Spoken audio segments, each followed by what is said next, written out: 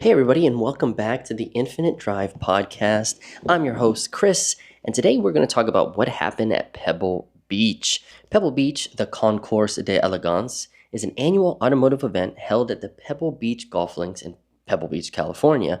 It's kind of known as one of the world's best or greatest or most cool car shows that you can go to.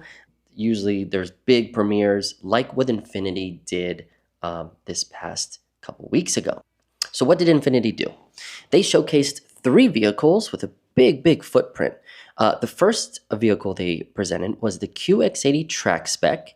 They also did a QX80 terrain spec. And then, of course, they showcased the new QX65 monograph. They throw that monograph on everything because they let you know, hey, could be conceptual. Don't think that everything's going to be making the final cut. So the first of the three cars they showcased was the QX80 track spec. And right from the pictures, you can see it's got a wide body kit. It has new grille. I think it's from the QX80 Sport. Different exhaust system, 24-inch rims. They wrapped in this really nice matte blue vinyl.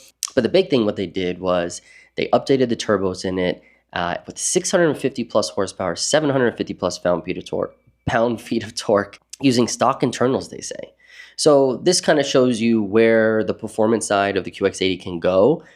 If you go back to some of our videos, we've already dynoed it. The stock engine makes over 400 horsepower to the wheels, showcasing that 450 crank is actually a little underrated. And just looking at the suspension components under the car, this can be a serious track machine with a power plant that's there for an all-wheel drive system, really beefy internals.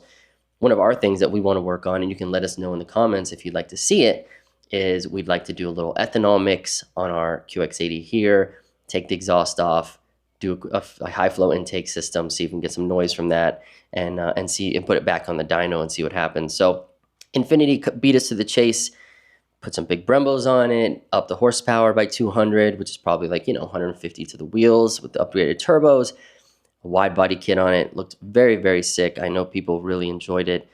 And who knows what we'll see. I know the sport version that replaces the Sensory coming out very soon. While it looks a little more aggressive, no extra horsepower, none of that kind of thing, not even exhaust system. So I think they're slowly making their way back into the performance side of things. The other car they showcased was the QX80 terrain spec. And while I think most people are not going to take their QX80 off-road, the idea of it is pretty cool since there is a lot of off-road packages available on our sister car, the Armada, already. So with this terrain spec, they increased the ride height, put on some off-road wheels with some tires. It's got like a roof tent thing. It's got like light bars everywhere. It's lifted. It's got like skid guards and stuff like that. Honestly, it makes it look a lot more like the older QX80 for some reason to me. But it's pretty cool to be driving around the city in something that's designed for, some serious stuff.